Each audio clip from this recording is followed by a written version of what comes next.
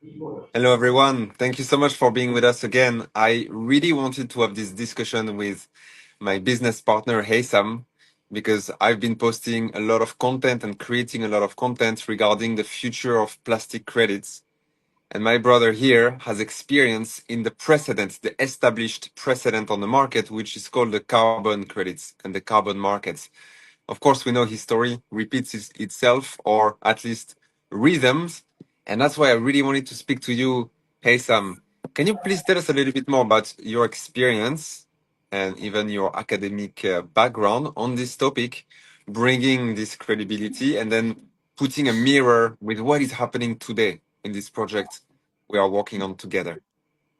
Yeah, thanks, my man. Thank you for your great analysis of the current market dynamics with plastic credits, or CSR plastic credits. Currently, we have two types: the CSR, what we might call original, which has been around for about 5 years, and CSR 25, which is the one that we are currently minting along the flow of the plastic interactive package purchases. So this is a very different dynamic from what's been going on with the original CSR. And my background as an industrial economist specialized in carbon finance is telling me that this is absolutely huge. What we are dealing with right now is an asset unlike any other. Because at the time when I was involved in the carbon finance industry, there were no regulations that were forcing companies to buy those credits to offset their carbon footprint, but still the negotiations were ongoing. So companies and governments knew that something was going to come at some point. So some were playing ahead, way ahead of their time. And of course, when the regulation kicked in, those who were playing before got to benefit from it because they were very well positioned to benefit from the new regulations. So what we're seeing right now with this plastic credit market is going to be even bigger than carbon for a simple reason that it's not going to apply only to so-called industrialized or rich countries. It's going to apply to the whole world, 185 countries around the world under the helm of the United Nations. So it's going to be huge because the plastic waste problem is not something that we can, let's say,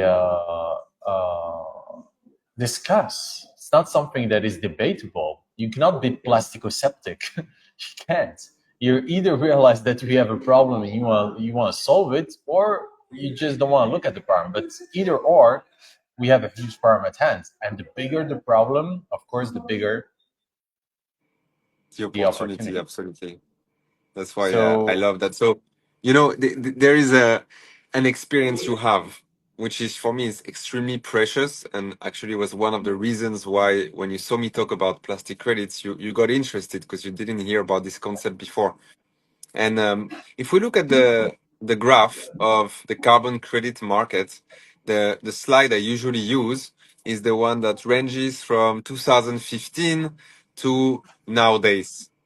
And actually, you were involved in 2009, right? yeah, way before. That is Before. even is 10 years before the actual emergence of the market. So that means that there was a 10-year period between the time where you were involved and you could smell that something was going to happen and the moment it actually happened. Can you describe what kind of market signals, what you were seeing in the world back then that you are seeing repeating themselves now on the plastic topic? Yeah, I was indeed involved in this market way before this graph is showing. This graph starts at 2016. I was involved back in 2008. This is when I started discovering. Actually, at that time, I had been a trader in 2005 in the forex industry, so foreign exchange, euro, dollar, yen, pound, those kinds of things. And then I gave up on it because I found that it was actually speculation. It was quite destructive, not only for the planet but for humanity. Even me as an individual speculating like that, I found that to be extremely destructive. So I switched to a totally different industry, actually an opposite industry, which was the let's say humanitarian or sustainable development work. So when I got involved with that, I knew that there was something else that I could be doing that could bridge the gap between both. And this is where carbon finance appeared. So that was back in 2008. At that time, the signals that were being given by the market were that we would actually, at some point, reach a stage where it would be mandatory, but it was not yet. And what was actually moving me personally was an ideal where we can literally make purpose meet profit. And this was my aspiration, because indeed this world needs some fixing. And at the same time, the main currency, the main way that we do all of that is through money. So if we have a way to make money while making sense at the same time, then we're solving the problem. So at the time when I was involved in this industry, there was no market really. It was all voluntary. So it was literally peer to peer. Some company would create a project that offsets the carbon footprint. Let's say that would reduce the greenhouse gas emissions, and some other company would buy those credits as the proof that the project has been rendered. And the signals, they were weak, but they were there. And those signals were in the media. The signals were in the businesses that were starting on that line of thoughts of doing business. It was in the conferences that I was attending. More and more people, more and more conferences. So it was clear that there was going to be at some point some regulation, but it took many years. It took nearly 10 years indeed before the Paris Agreement, and therefore the regulatory obligation. But then after that, of course, the market went up because it got organized. There were mandatory obligations and stuff. And right now, with the plastic credit market, we're observing something similar. We're seeing in the media that they're starting to talk about it. We're seeing that so many companies are starting to actually kind of invest in that field. Corsair is definitely one of the biggest players, and today the leading in terms of growth industrial actor, because of the model that they've chosen. They've chosen to actually work on the basis of crowdfunding. And crowdfunding is very powerful, because this is why we're making this video, because we are advocates of Corsair's business model. So this is proving to work.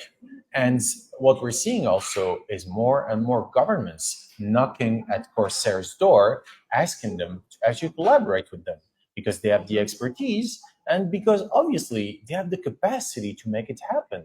And that's a people-powered business. So what I'm seeing right now playing in the carbon credits uh, field is literally history repeating itself, but with little tweak, which is that at the time when I was involved with carbon finance, it was a big player thing.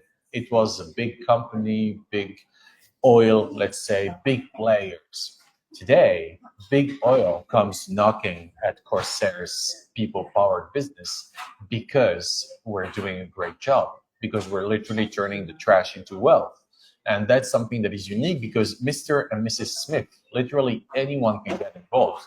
Instead of putting their savings into whatever kind of financial products or whatever, people can take that money and literally put it at good use by helping us to build those factories and recycle that plastic waste. So this is quite unique. And what's playing is what I might call a paradigm shift. We are shifting the tide against plastic waste, because we're not seeing it as waste anymore. We're seeing it as potential wealth.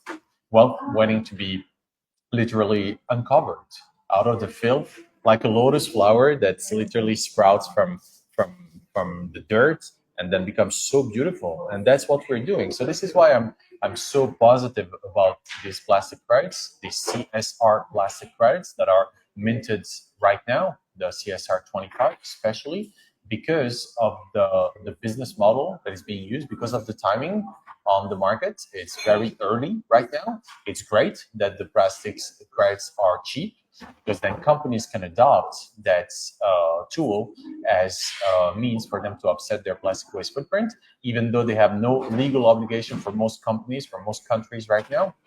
Some do have obligations, but we're going to see something very, very interesting playing on the market dynamics in the coming years with the CSR original, with the CSR 25, the CSR 26, with the other type of plastic credits, which are definitely not as effective as ours, because most plastic credits, as you certainly know, are not necessarily plastic credits which stem from recycling.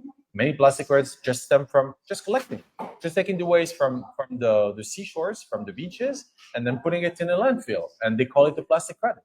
So, but that's not what we do. We actually recycle the plastic. We turn it into literal oil, crude oil. So the market dynamic that's going to be playing is extremely interesting.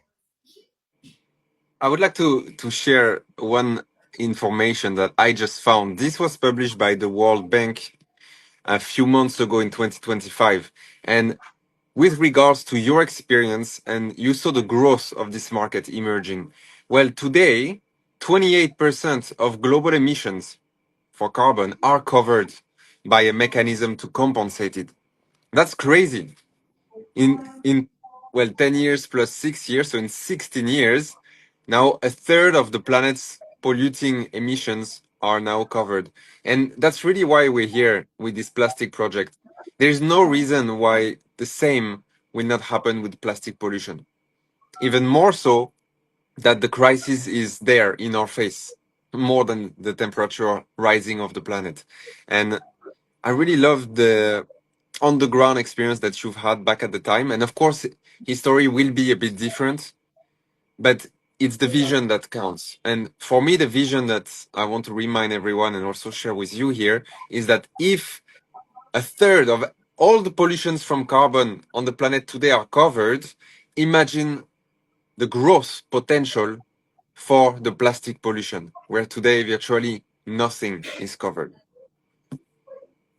Yeah, it's a very, very good point. It's that we have so many ways today to offset carbon footprint. There are 80 ETS, emission trading systems, around the world, which means that many little markets have sprouted. And of course, with the certifications of all these projects which come afloat, which arise, companies can use that to offset their plastic waste footprint because it's certified. And what we're doing right now with Corsair and the plastic credits is in that same vein. We use the same protocols. We use the ISCC, the International Sustainability and Carbon Certification, which is recognized at the global level as being the gold standard for this kind of circular economy projects. We use also external third-party auditing firms to help us assess that what we do is absolutely clear, absolutely spotless. We also use the blockchain technology, and to my knowledge, the CSR plastic credit is the only plastic credit that is publicly tradable on the financial markets. So we're doing something really, really well here. And it's just a matter of time before the world picks up on it. So I'm very happy to be with you, thanks to you and to so many others before you, to be part of the pioneering movements of these plastic credits, which are literally turning the tide against plastic pollution. For sure. I know you're short on time. Can I ask you one last question, or you don't have the time? Sure. 3 Okay. minutes. When you talk about an ETS, emission trading system, there's 80 today for the carbon credits. I would like to know if the CSR ecosystem that is being built by Corsair would become a so-called ETS for plastic. Would that be I comparable? think, yeah, I think right now what we're building is beyond an ETS, because an ETS is something that started with voluntary emissions, but there was no blockchain technology at that time. At that time, it was like a ledger which would be kept by a private company, and then those ledgers kind of made sense and made faith, where like proof of good faith. But right now, what we're doing is that we're using a technology that was not available 15 years ago, which is the blockchain. And that blockchain technology is not only totally transparent and accessible for anyone anywhere in the world, but it's absolutely we can't mess with it. Like once something has been written on that ledger, it's there forever. And it's transparent, it's decentralized. Let's suppose even Corsair goes bankrupt for whatever reason. I don't think it will. I think actually, if I can buy shares in Corsairs, I want as many as possible. But let's imagine that Corsair disappears. No problem. because the plastic credits have been certificately emitted as part of an industrial process, and they are on the blockchain. So they're there. Even if Corsair disappears, the proof that 100 grams of plastic waste has been recycled is there. So I would say it goes even further, and I'm pretty sure that the CSR plastic credit is going to become the gold standard. That other companies will copy that model so that they can literally prove that their projects are just as ethically and economically sustainable, and that therefore their plastic credits are actually amounting to a certain real amount of plastic waste that has been taken out of the environment. And the particularity of our plastic credits is that, of course, they do not come from incineration. That's totally not recycling. And they do not even come from mechanical recycling. They come from chemical recycling, which allows us to recycle things which otherwise are not actually recyclable through mechanical means, like, for example, this kind of plastic. This is recyclable only through chemical recycling.